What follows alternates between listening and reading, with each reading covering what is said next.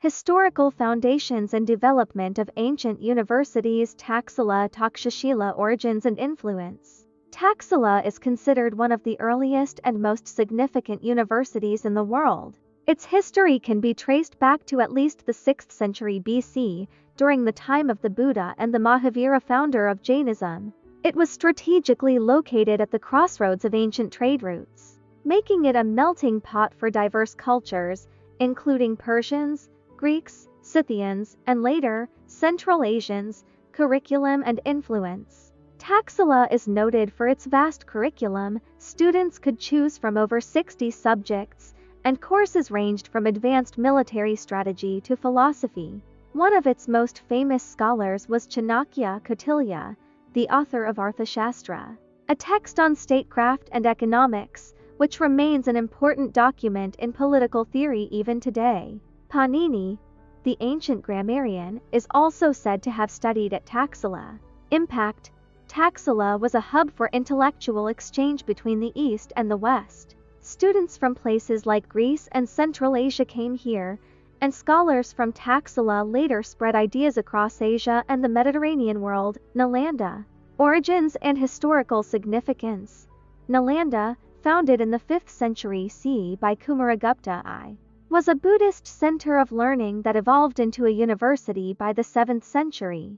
It remained operational until the 12th century CE, when it was destroyed by the Turkic general Bakhtiar Khilji.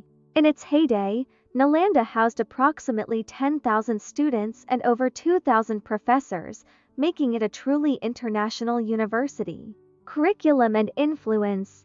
Nalanda's curriculum was vast and included subjects like philosophy, logic, mathematics, astronomy, medicine, and metaphysics. The most famous scholar to study here was Xuanzang, the Chinese Buddhist monk who spent years at Nalanda, transcribed texts, and later brought this knowledge back to China.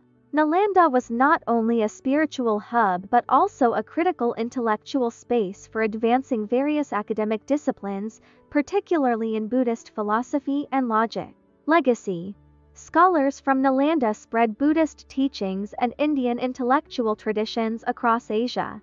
Notably, Buddhist scriptures and concepts like nirvana, karma, and samsara were transmitted via these scholars. Xuanzang's travels to Nalanda and his detailed accounts are some of the earliest records of academic life at an Indian university.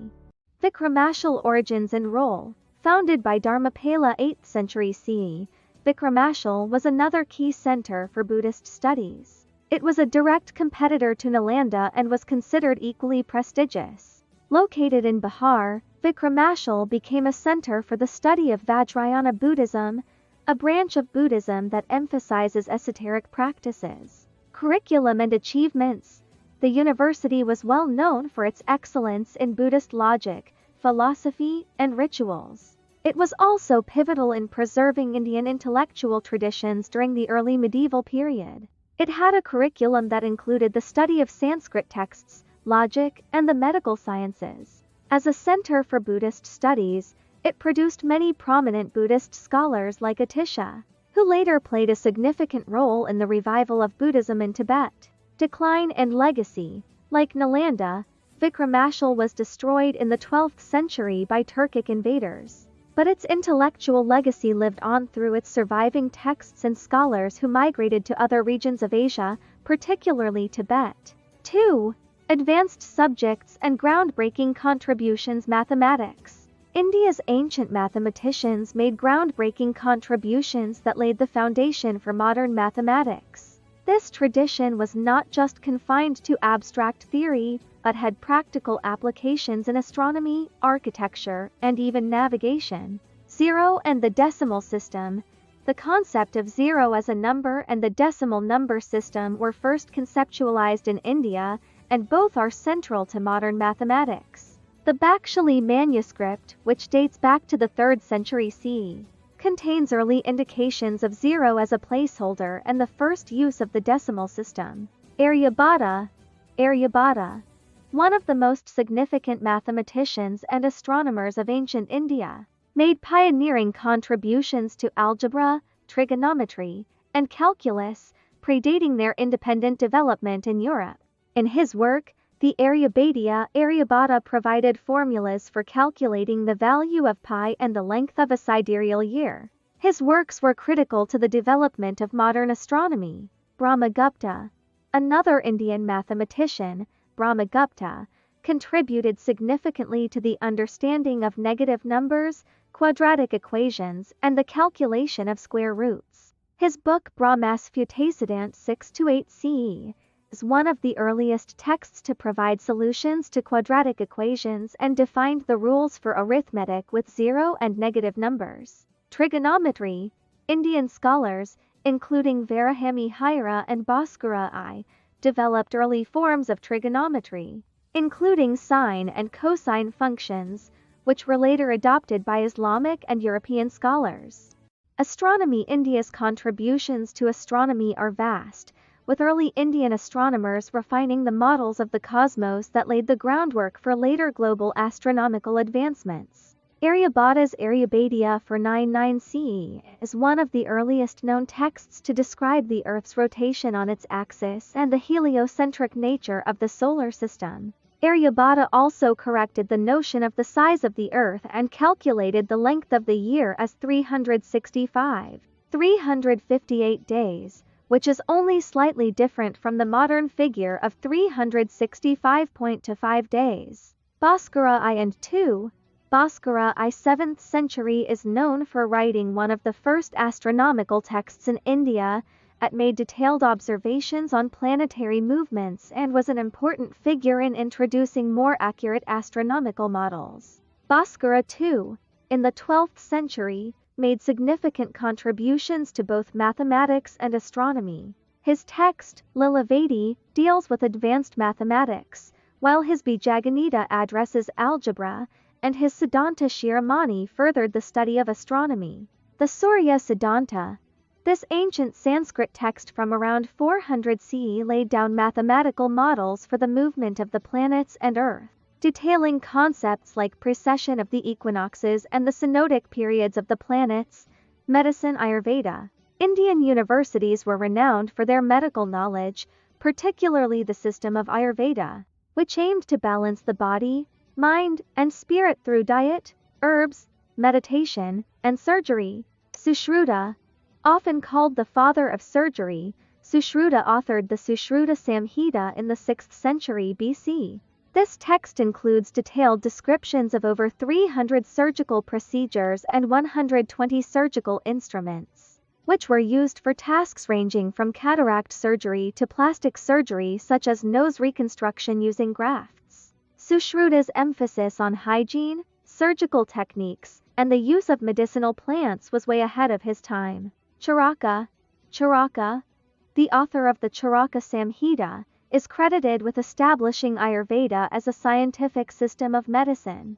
The Charaka Samhita deals with the principles of diagnosis, therapeutic practices, and patient care, while also discussing diet, lifestyle, and mental health. Philosophy and metaphysics. India's universities were deeply committed to the study of philosophy and logic, with a tradition of rational inquiry, debate, and dialectics that influenced both Eastern and Western thought. Nyaya. The Nyaya school of logic is one of the 6 classical schools of Hindu philosophy, which focused on reasoning, inference, and debate as tools for acquiring knowledge. Gautama, its founder, formalized the rules of logic and epistemology in the Nyaya Sutras, which remain a critical part of Indian philosophical education. Vedanta and the Upanishads. The Vedanta school of philosophy, which emerged from the Upanishads, focuses on the nature of ultimate reality, consciousness, and the self. Philosophers like Shankaracharya contributed to the development of non-dualism Advaita Vedanta, which had a profound influence on the spiritual traditions of India. Buddhist philosophy. Vajrayana Buddhism, taught at universities like Vikramashal, became an important school of thought in Tibet, where Indian philosophy was integrated into the spiritual practices of Tibetan Buddhism. Buddhist texts on logic, such as those written by Dignaga and Dharmakirti, emphasized rigorous methods of debate and reasoning. 3. Global impact and knowledge transfer. The ideas cultivated in India's ancient universities spread far beyond the subcontinent, and many of these contributions formed the bedrock of knowledge in other parts of the world. Transmission to China and Central Asia. Indian scholars played a pivotal role in transmitting knowledge to China, especially in Buddhist thought, philosophy, and astronomy.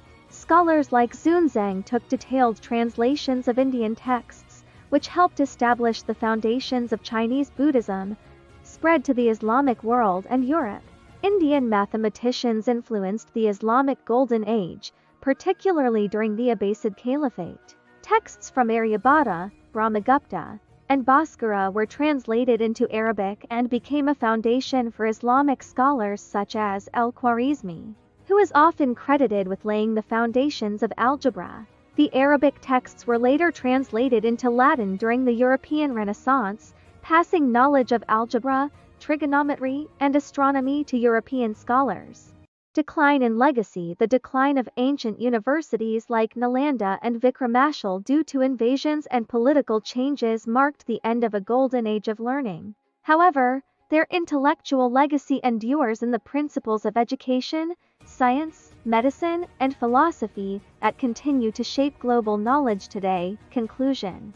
India's ancient universities were not only ahead of their time, but also laid the groundwork for various fields of study in the modern world. They played an indispensable role in shaping intellectual traditions across Asia and Europe, creating a profound and lasting impact on the world's academic landscape. Their teachings on logic, science, spirituality, and medicine continue to inspire new generations of scholars.